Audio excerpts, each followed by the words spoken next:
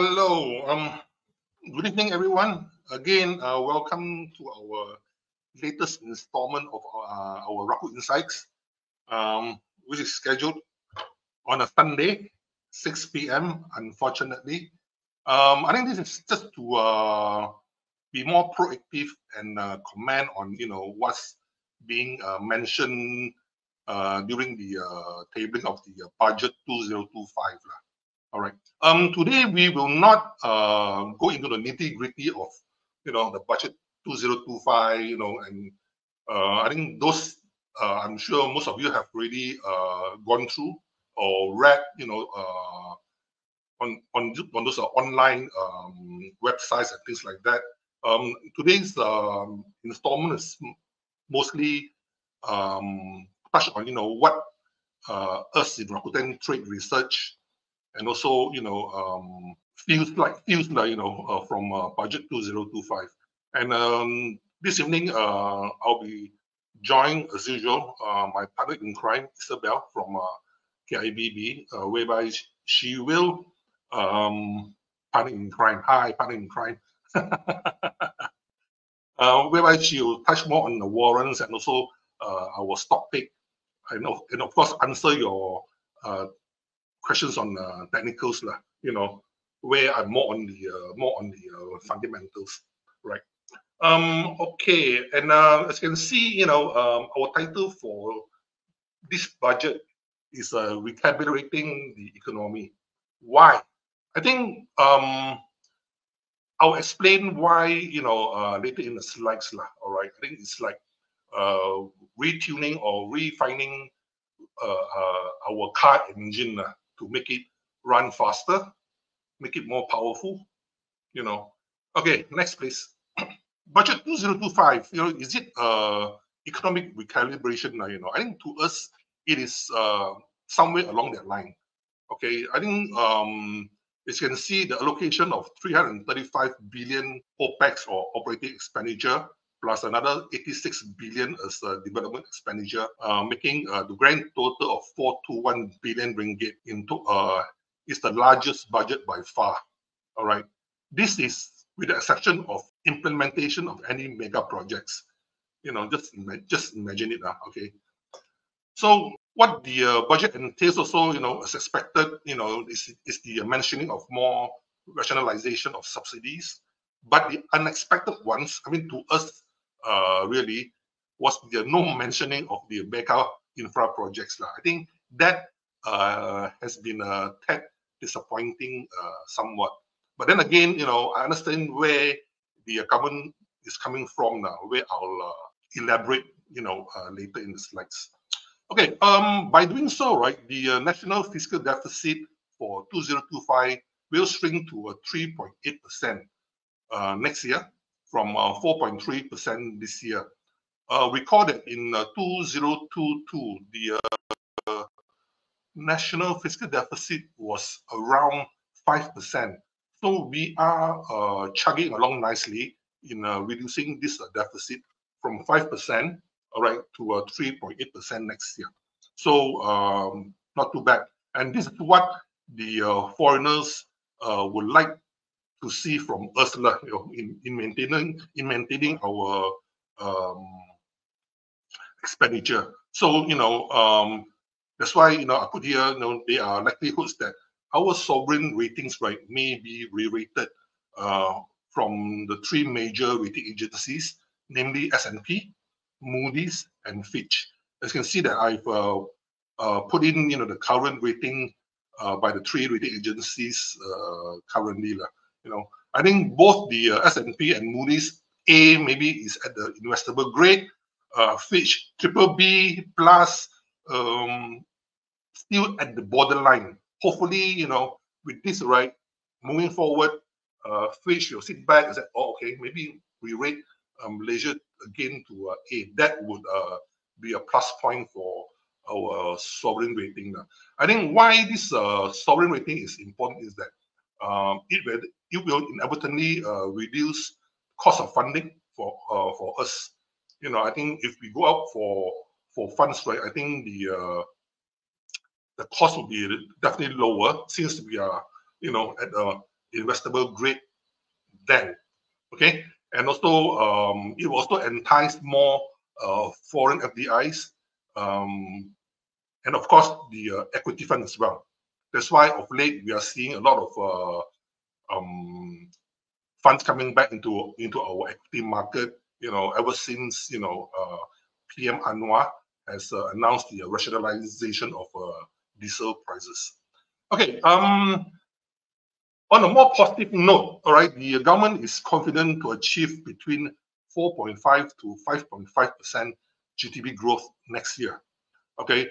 At the moment, premise on what was announced, right, it is difficult to gauge. Okay, although we suspect there could be more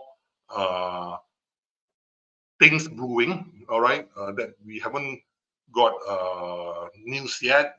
Maybe in terms of more prominent FDIs or and things like that, all right. So I think we like the mentioning of the JS-SEZ. Okay, that's the Johor Singapore Special Economic Zone, right? I think because as I mentioned before, I think during one of our market outlook, I see this as quite a prominent catalyst in pushing us into another plateau. Because if implemented nicely, right, this JS-SEZ, right, would place Johor parallel to what happened in Shenzhen.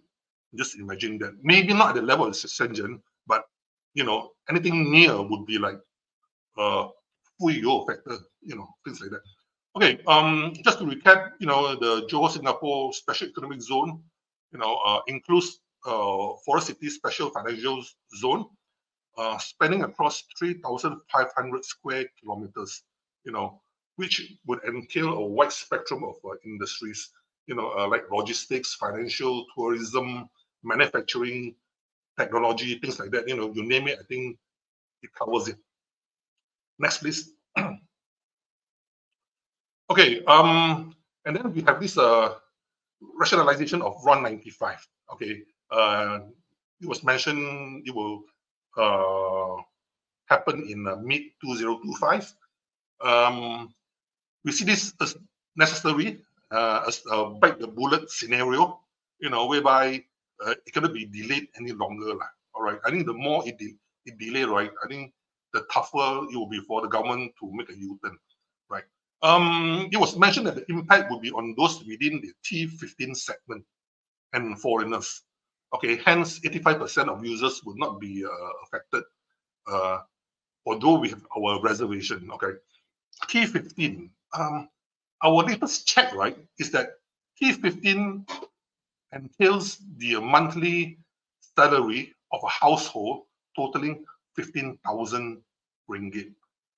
And to me personally, I don't believe this segment can be considered as the what they call maha kaya or the high income segment. So we need to wait and see, for more details before we can actually comment on this. As you know, especially in KL, household of 15K, for some is just ngam to get by. You've got kids and you've got to pay the housing installments, car installments, and your monthly expenses, things like that. Because things in KL, it's not exactly cheap, right? So 15K, high income segment, we wait and see that. No comment at the moment. And then we have this implementation of 2% dividend tax on those above the 100,000 threshold on individual shareholders. This one, I think, impact will be minimal. If you can enjoy more than 100,000 in dividend on a yearly basis, I'm sure your investments will be in the millions. So another kind of commenting that. Okay. Of course, we are seeing a broadening of the prevailing tax system to be implemented progressively, starting from the premium imported premium goods, where PM Anwar highlighted things like imported salmon and avocado. And also, fee-based financial services, right? So I think possibly next year, if we want to go for imported stuff, that would be more expensive, obviously. Okay. Overall, we see budget 2025 is neutral to the stock market. To the economy, I'm more positive. But for the stock market, it is neutral, as there are no really clear winners or losers. All right. However, the massive cash handouts is, I see, as a conducive for the consumer sector, while the incentives for RE industry is obviously beneficial for players within the sector also, right? Next, please.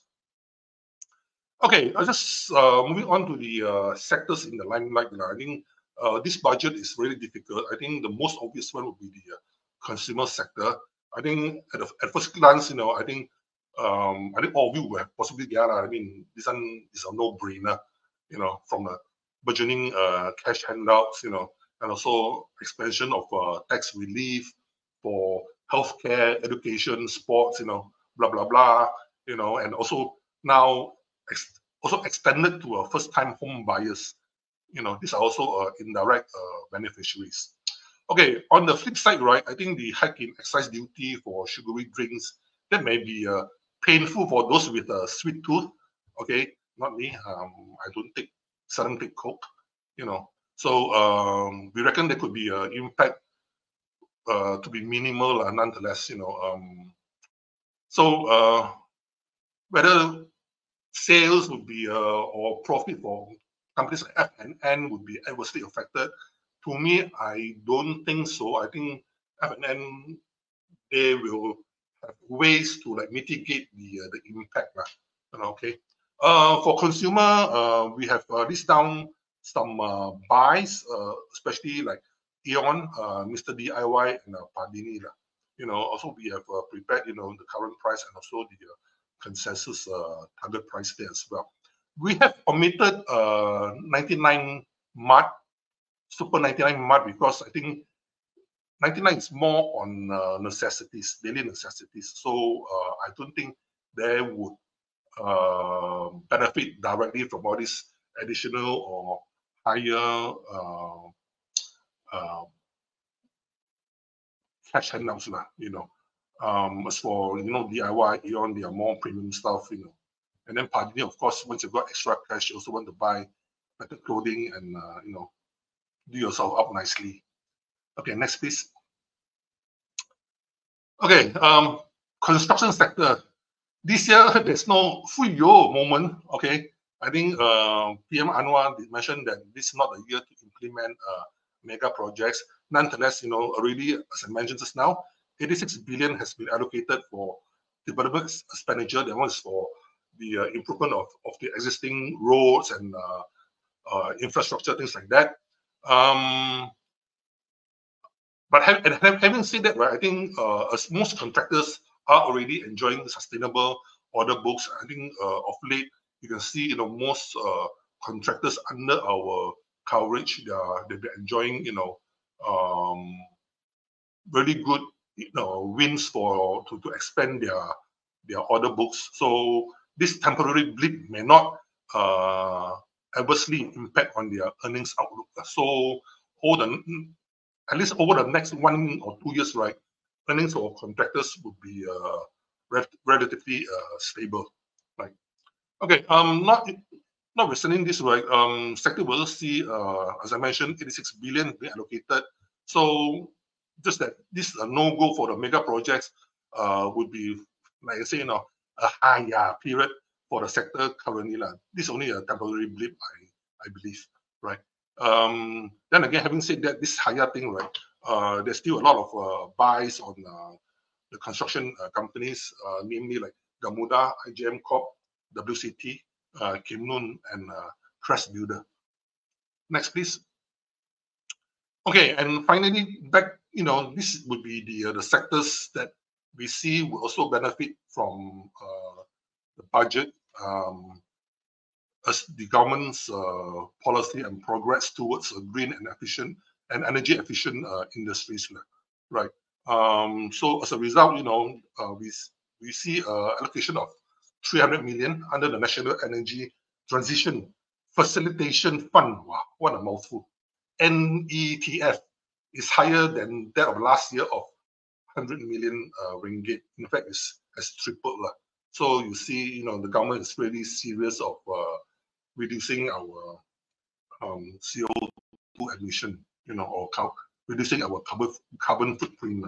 All right. I'm not going to comment on the requirements on the steel sector. All right. I think those has already been covered, by the others in the on the websites and online websites. Okay. Okay, with this allocation, right? I think several initiatives will also be executed. Namely the new word solarization. This is the word that I found out just today from the Oxford Dictionary. Solarization of street lighting, okay, parking lots and walkways, and a metering that will require mass installation of rooftop solar panels. I think this would be very positive for those solar panel producers. Although they are cheaper ones from China, I think the local ones would also benefit from it. For this segment, we've got the buys on Kenanga, Semaiden, Solar West, and Sunview as well. Right. Next, please. Okay. In conclusion, all in all, I think budget 2025 is by no means a finished article. It is still up for debate. I think next month, middle of next month, before it is finalized. As for the stock market, as I mentioned, we are neutral on the budget and maintain our LCR target by end this year at 1780. I know some of you say that still a long way to go. Now it's only 1640, another 140 points. Yeah, we'll see. We'll wait and see what happens. Because as you know, it doesn't take much for the index to go up. If the foreign funds money to come in, right, I think index could easily surpass the 1,007 threshold. Okay. But having said that, like I mentioned just now, the recalibration of our economy is timely. As you can see, our economy has been stuttering over the last 10 years or more, going nowhere. Everybody complaining that lack of jobs, this and that. But looking ahead, right, we can no longer rely on our traditional growth engines like the construction and property. Hence, you see the government now fine-tuning, going for high tech. Now, in a way, we are transitioning from natural aspirated engine, for the car, NA, to EV, whereby, better pickup, maybe 2.5 seconds, 0 to 100, better torque, and at the moment the economy seems to be tuning and hovering at a sweet spot, as illustrated by the flow of foreign investments into the country for the tech sector, for the green sector as well, and especially if the Johor Singapore Special Economic Zone, right, kicks off well, we can even see more activities within, to prop up the domestic economy. And also, all in all, we maintain our positive stance on the banks, construction, REITs, telcos, and utilities. Okay, I think with that, I'll end my presentation for today, and I'll pass the floor to, again, my partner in crime, Isabelle. Hi, Isabelle. Okay, take it away. Hey, thank you so much. It was really enjoyable listening to your fuyo and your higher sections of the budget. And thanks for that new word, solarization. I feel like I've learned a lot today on this Sunday. Thank you so much to those of you who are joining us. And I know most of you, you might not be watching us live right now, but you'll be watching us probably when you're tucked in bed, maybe about 9-10 p.m. tonight. But don't worry, that's why the Rakuten team, they deliberately, hardworkingly did a webinar on Sunday, so that by Monday next week, you'll be able to take action on all the ideas that Kenny has mentioned just now. So well done to the Rakuten team for being so hardworking on this Sunday afternoon. And right now, I'm just going to cover a tiny bit about warrants that are related to the picks that Kenny mentioned earlier. So that's me, awards with one. And first, we've got Aeon C29 and Mr. DIY C25 for customers and for consumers. As you can see, these are in the white and gray zones. If you look at Aeon C29, I just need to count the gray and white lines. I can easily tell that it's about 2 to 3 tick warrant. It is priced at about 8 cents when Aeon itself is 1 ringgit 52. When Mr. DIY is 2 ringgit 21 on the bid, I can see that Mr. DIY C25 is 18.5 on the bid. And I can see that Mr. DIY C25 is about 1 to 2 tick warrants. So these are very sensitive warrants because it is quite easy for Aeon Mr. DIY to move in that range. The next one I'm going to look at is for the construction sector that Mr. Kenny covered. We've got Gamuda, IJM, WCT, 3 warrants on the selection of the stock picks that he mentioned just now. You can see that Gamuda, however, look at it closely. The white and the gray zones are really fat, right? I can see that the gray zone goes from 821 on the bid all the way to 828. So that's about 1, 2, 3, 4, 5, 6, 7, 8, 9 ticks. So Gamuda C2R, I can tell that even though it is right now 15 cents on the bid, if Gamuda is 820 on the bid, it is very insensitive. It is an 8 to 9 tick warrant. So how do you actually take advantage of that? Because that means it doesn't flip. It needs about 9-10 cents. Gamuda, the underlying, must move 9-10 cents before the warrant flips one time, right? That means if I buy it at 15 cents, it must move about 10 cents before it becomes 16, where I can actually be making money. So what I've done is, you see those little fingers that I pointed over there? Like that. You can see that on Monday, we'll be offering a buy bid promo.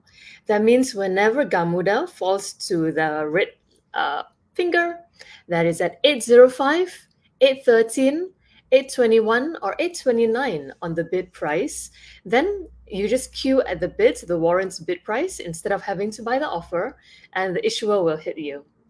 So that's Gamuda. For IJM, I can see that the warrant is priced at 8.5 cents when Gamuda is 2.95. It is roughly a 3 to 4 tick warrant, so we don't offer buy bids on those. But you can actually have some movement on IJM as well. WCT as well, it's about a 2 to 3 tick warrant, the WCT C30. If you forget, you can always screenshot to these pages so you know which warrants that we're recommending to take advantage of the trading idea and offer a kicker to your portfolio. And finally, for renewables, we've got our Kenanga C2E when Kenanga is 14 ringgit 68 cents. A lot of individuals will be thinking, you know what, I really like the Kenanga story, but I can't really take advantage of this idea, right? Because it is too expensive. Even if Kenanga moves from 14 cents to 14 ringgit to 15 ringgit, it doesn't really offer much ROI for my portfolio. However, that's where warrants come in. You can see that when Gamuda is 14.68 on the bid, the warrant is 37 cents on the bid. So if you really want to minus it out, let's say if Kenanga moves all the way to 14.96, right on top, the easiest way to calculate ROI is old minus new divided by old. So new minus old divided by new. So 40.5 minus 37 over there divided by the 37. And finally, Kenanga C2Q. I can see that there are many ticks, right? It is many, many, many gray chunked together and many, many, many white lines. That means the warrant is quite a slow warrant. However, it is still tradable. Let's say it is 11.5 cents. You see my little red finger again? Well, it's this way now. You see my little red finger over there? It shows that when Tenaga, what I keep saying, Gamuda, Tenaga is 14.92 on the bid, the white color bid. You can get the warrant for 12.5. When Tenaga is 14.80 at the bottom, you can get Tenaga C2Q for 12 cents. When Tenaga is 14.68, you can get Tenaga for 11.5 cents, and so on and so forth. So remember, warrants are a great way to add a kicker to your portfolio, but there are always risks involved. I highly recommend you watch maybe one of our previous Rakuten Insights that we do on every single Tuesday. Kenny and his wonderful team, Chayu and Crystal, they come on every Tuesday at 8 p.m. And for the warrant section, we join them every other week on the Tuesday. So if you'd like to know a bit more, you'd like to explore these options on how to maximize your ROI for these kind of top picks, highly recommended. And finally, I have 2 updates for you this week. Number 1, Bursa has introduced a new structured warrants naming convention. And these are for Hang Seng warrants, CWAA and CWAB, CWAC, and so forth. Previously, Hang Seng index warrants, they always go up to, they have the numbers, right? Once CA, CB, CC finished, then it went to C1A, C2A, C3A. And when that's finished, now Bursa has given us a new naming convention. There are 4 letters at the end. And also, we've got a new Hang Seng Warrants Index batch that we've done, and that came out on Wednesday. So that wraps it up for my section on structured warrants. We have a bunch of other events coming up. Our Telegram hotline is right there, NagaWarrants team. You can message us between anytime you want to message us. It's actually fine. But just remember, we'll only be replying at 9 a.m. to 5 p.m. on market days. Number 2, we have our YouTube. So if you'd like to find out a bit more, we've done 2 hours worth of everything you need to know about warrants. It's about 95% you need to know in order to trade warrants successfully. There's 1 hour beginner and 1 hour advanced. And that's really just 2 hours. That is 2 episodes of Netflix binging, all right? So if you can watch, say, Owning Manhattan on YouTube, you can watch warrants webinars for 2 hours. And then you kind of wrap it up. And thirdly, we've got the webinars. We're doing the Rakuten Insights. Like I mentioned, we just finished our Kenanga Market Outlook. And finally, for physical events, we've got 2 events coming up shortly. On the 9th of November, we've got the Bursa Marketplace in Kuching. And on the 16th of November, we've got Sabah Warrants Day in Kota Kinabalu. So hope to see you there, and I'll just wait for Kenny to pop in so we can answer some Q&A questions. Yeah, just jump in. Perfect. And trash your party. Please crash. Okay, let's wait for some well, if we're waiting for questions, I mean, the main thing we've been hearing on the street, right, is for consumers. So let's say the main thing that you mentioned was when people have more money to spend, that's why we're looking at consumables. But do you think that the budget increasing from 1,005 to 1,007 for minimum wage, do you think that's going to be passed on to companies? I guess that's a normal question we hear. I'll ask you a question since no questions yet, okay? Yeah. I think that's the favorite question, you know, Yes. What do you call that? The base salary has been raised to 1,007. I think that will put some additional, how to say, stress, okay, onto the employers. But I think any impact, to me, I think would be minimal, right? Of course, that it is higher disposable income, like I said, you know, impact on the consumer sector would be also minimal. You know, we will not be going to Pardini because of this extra $200, right? What's wrong with Pardini? No, I mean Pardini is expensive. Oh, okay. Not to you, but to something expensive. Well, So, anyway, we have some questions from the floor. I like teasing you. It's a Sunday after all. yeah, We have a question from that's casual. That's a casual. Stanley SCL. He's asking, hey, Kenny, what will you think on the companies dealing with eggs after subsidy removal? Again, I think the ultimate impact would be minimal as well, on the companies. All right. And on the consumer side, of course, there's always this propensity for higher prices. As you know, Malaysians love eggs, and also now, Malaysia also is well known globally for their half-boiled eggs with toast. So I don't think demand would diminish over time. But again, impact on the companies, I think would be minimal on my personal perspective. Understand. And sometimes it's just the idea of migrating brands rather than not having eggs at all. Exactly. I mean, now you got so much variants of eggs. You got the Omega lah, the Kampong lah, this and that. I mean, you can go for the cheaper ones. That's why now we as consumers, right, we also like branded eggs. So we always opt for the cheaper ones. For example, one egg maybe 60, 70 cents. They're still available rather than you go for like a ringgit plus. Branded ones. Because I know prices because I do groceries. Oh yeah, I've heard some phenomenal stories of your cooking adventures. Ooh. Yeah.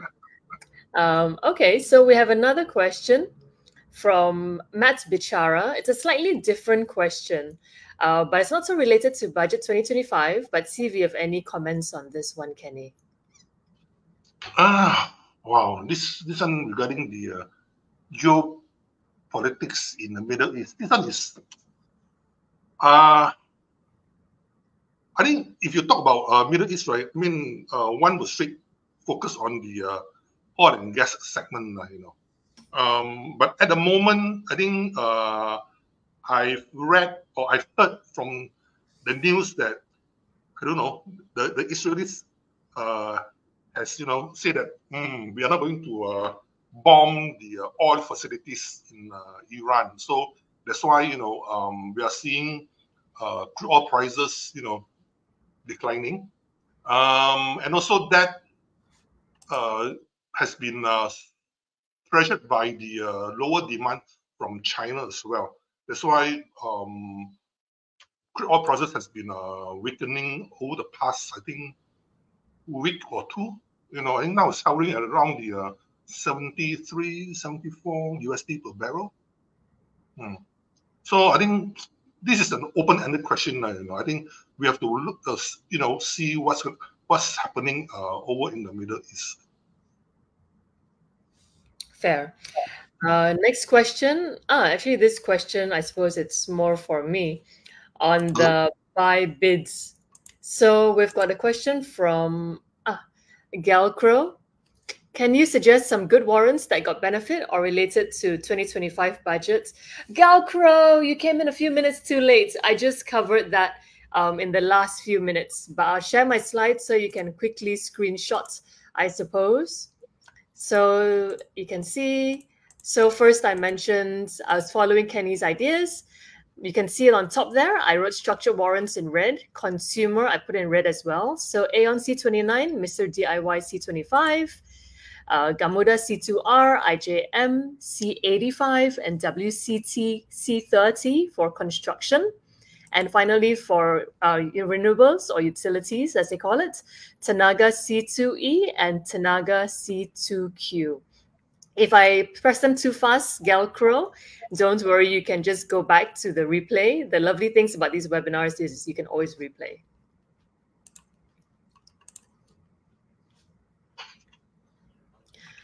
We have another question. So from Sharon Isabelle Wong. An article in the Star, 2% on dividends. Companies may reduce dividend payout and focus on share buybacks. Thoughts, please, Kenny. Okay. I think nowadays, I think company has given us the option in opting for either dividend or reinvestment thingy, where money can be reinvested in the shares. Whether I think for share buyback, I think Malaysia at the moment, like for us, we would prefer dividends than share buyback. And I don't think the company would reduce dividend payout and focus on share buybacks. Because share buybacks at the moment doesn't make much sense because most of our companies are not that big in liquidity. I think unlike in the US where they got billions of shares, right? Share buyback, then they can just erase it from their treasury shares and things like that. But for Malaysia companies, I think their share cap is much smaller. So if I'm not opting for share buyback, I think that doesn't make a lot of sense. That's why I think dividend will still remain, but come on, it's only 2%. And only for those here, the Mahakaya, 100,000, so with a few $1 million in shares, enjoying more than 100,000 of dividends, right? 2%, if them no point arguing. Thank you so much for that, Sharon Isabelle Wong. I'm looking at the comments that were earlier. Muhammad Kumaini, excellent. Thank you for that nice comment. Chong Man Ban, are we able to check Bybit promo in Naga Matrix? Unfortunately, Chong Man Ban, we haven't reached that level where we can show it on the Naga Matrix itself. I am trying to. I like having one screen where it shows everything as well. But currently, you have to default to this option where you have to look at this screen. Let me show you. All right, if you can see my screen share. So I'm looking at this page over here. And this is our NagaWarrants Telegram. If you want the Bybit promos, you got to go here. It is the fastest way for us. And you can see Kenny's handsome face over there. Fuyo! There. And then we posted it twice. Oh, twice, Kenny. Fuyo, 2 times. If you scroll up a tiny bit, every single morning by 9 a.m., we will actually have our Bybit promos, and this is how it looks like, very futuristic, cutting edge, which is what our DNA is. And all of these warrants that we put over here, these are all the ones available for Bybit promos. CDB, C59, Dayang C41, Dialogue, Masing, and the ones that we mentioned earlier that are recommended for the Budget 2025 ideas, we'll put those up as well. And if you forget what it really means, we offer a tutorial, a quick understanding on how to use the Bybit promo. So yeah, I hope that answers your question, Chong Man Ban. Next question. Let's see. We've got the eggs, we've got Sharon. SKT has a question. I'm not sure whether it's directly relevant, but Kenny, you can give it a shot. 2% dividends only applicable to individual. What about dividends distributed to a company? From what I understand, right, it's only to individuals. Nothing on mentioned about companies. Only to individuals. Stanley SCL, his question was quite similar to the one that Sharon Isabelle Wong asked, so we won't repeat that. SKT, Isabelle, no mention about Hang Seng index warrants today.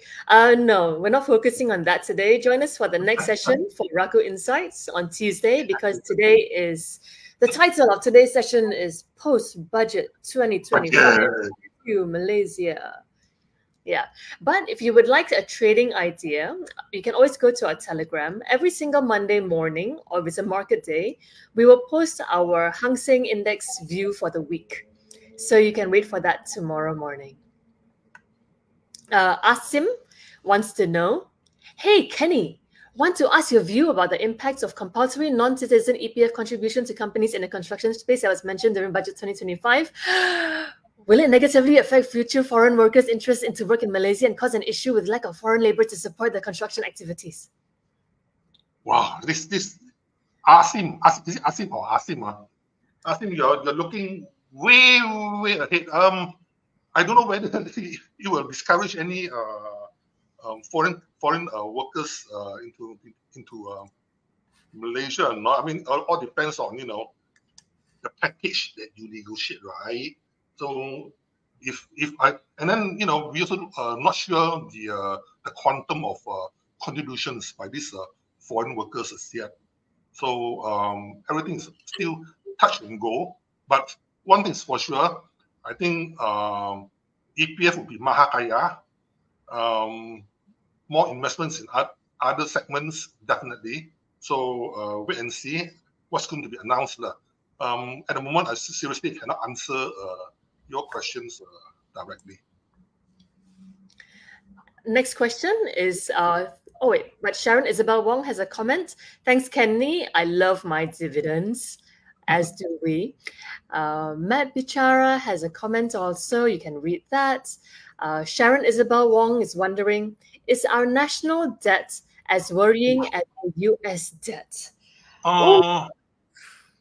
It is not as, it is high, but it's not as bad as the US ones. I think if you see the US ones, right? I mean, if you click the US national debt clock now, it's still ticking upwards. I think it should be around 35, 36 trillion USD and rising. So ours is still high by comparison.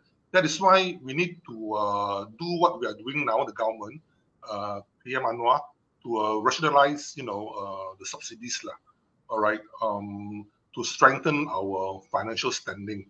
That's been postponed for way too long, So in a way, this administration is walking the talk, which I really appreciate it. We've got two final questions I can see so far. Matt Bichara as well, again. I guess I like Matt Bichara's name because he's always like to bichara with us. So if you're going for gold stocks, will you choose a gold ETF by Afin, less liquid, or stocks like Baves, Pokong, Tome? Or even since we're on this topic, would you even go for physical gold? Any comments on that, Kenny? Okay. I have to admit I've got no idea on gold ETF by Afin. Baves, I think among the three, right, Baves, Pokong, Tome, I think Baves would be have a more direct correlation with the gold prices, since they are more on the gold digging, not this, gold prospecting and digging, all right, raw gold. While Pokong and Tome, right, they are, I would say, more at the end of the value chain, I would say, So, of course, both Tome and Pokong would benefit from the old stock that they bought earlier, okay? Now that the gold has gone up to record high, I think 2007, 2008 USD. Wow. Wish I bought some gold, If you ask me, these three, maybe Baves would be a more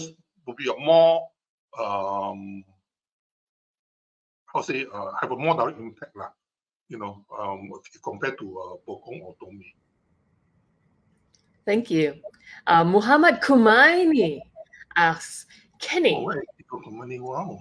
Yeah. A great question there from Kumaini. Any thoughts on what PM announced yesterday in introducing sales tax on non-essential items, specifically salmon and avocados? Any thoughts? Any thoughts? Announced sales tax?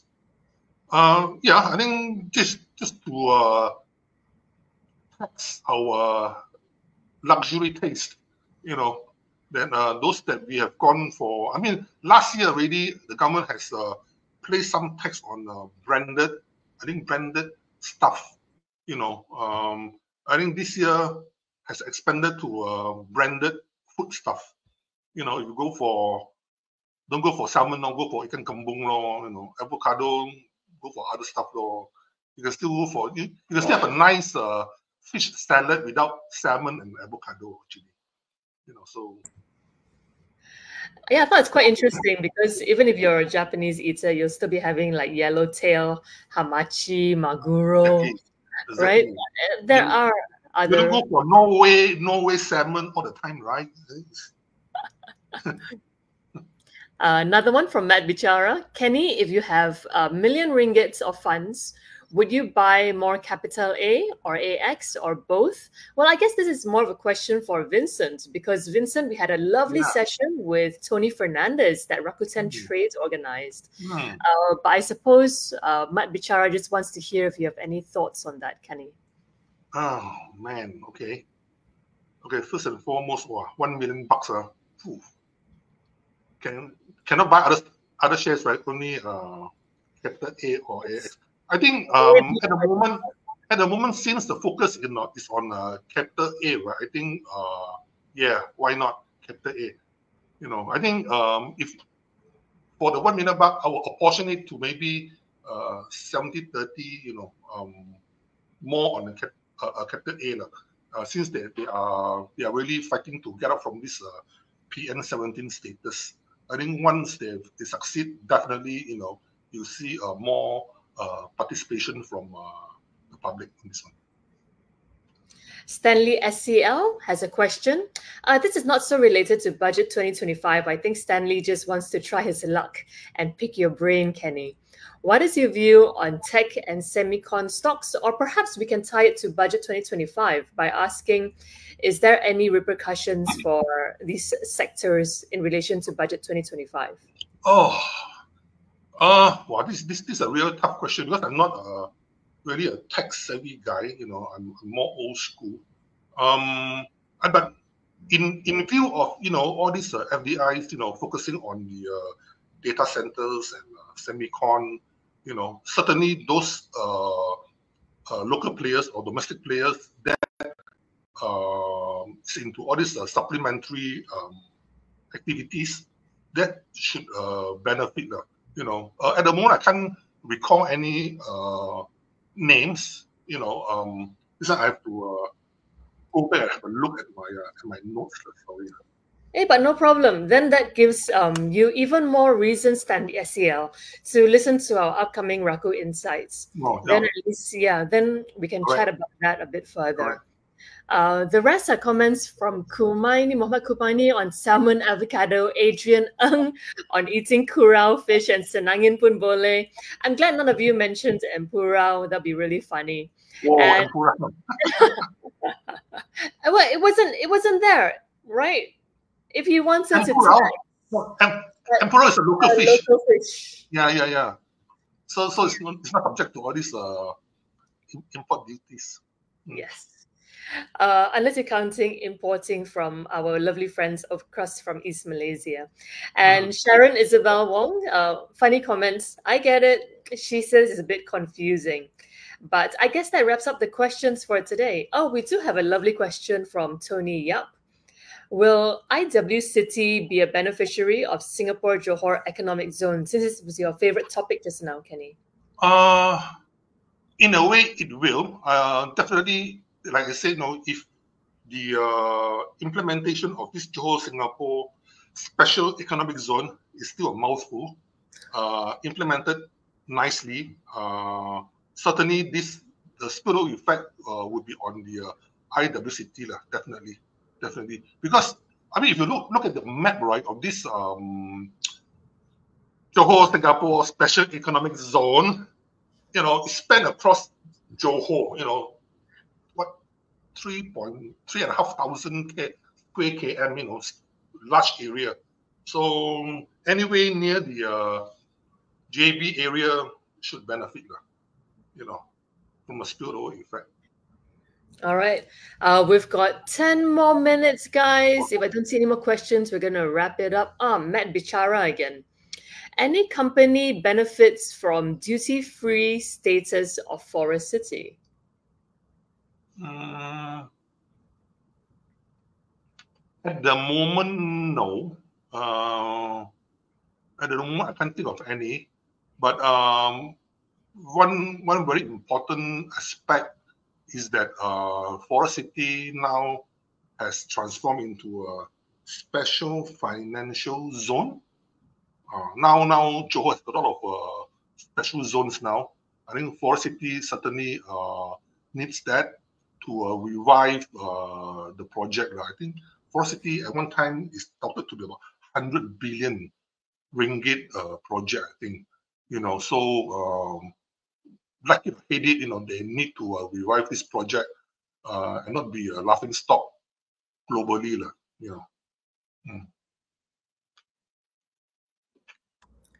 True. It looks like we're already out of questions. Well, I guess we can wrap things up. Unless Kenny, you want to add any few words? No. I think I've got enough. I've had enough already. I think it's interesting today. You are the timekeeper today, Isabelle. Usually I'm the timekeeper. I'm improving my timekeeping behavior. Very good. But yeah, I think if anybody has additional questions, feel free to message the Rakuten team. They have a great Facebook group that I think they can share as well. Sorry, what was it called again, Kenny? Raku Rangers Community. Oh, yeah, okay. Yeah. Yeah. So if you're watching this tonight at 10 p.m., you're watching the replays and you would like to ask some questions and you unfortunately miss Kenny, you can always, thank you, team. You can join these communities. I think that's very helpful as well. Likewise, if we miss Isabelle, you do the same thing as well. Yeah. Matt Bichara, any physical talks in KL? Yeah, we just finished. Kenny did one at Invest Smart in Mid Valley last week. And I did one as well. I did on a Friday at Mid Valley in association with Securities Commission. And Kenny's session was on Saturday. Upcoming, you can always check the Raku Rangers community. And for the NagaWarrants side, you can check the Telegram. And you'll find out over there. Sometimes we cannot remember off the top of our heads, but we have plenty. You can see those. Thank you so much, team, for sharing. And looks like we can wrap things up, Kenny. Okay. So thanks again so much for your time on a Sunday evening, listening to us jabbering about budget 2025. I hope it did help you guys in making your decisions easier tomorrow. All right. So happy trading, and thanks again, Isabelle, my partner in fortnightly partner in crime every 2 weeks now. Very, very exciting. Okay, so with that, thank you so much. All right, so hope to see you again next week. Rakuten next session again. All right. Yeah, and thank you so much to the Rakuten trade team. I think it's incredibly timely that you put this session on a Sunday, even though I know it is a busy hour, everybody's rushing for dinner, but at least you have things to look at for Monday, Tuesday before the market moves.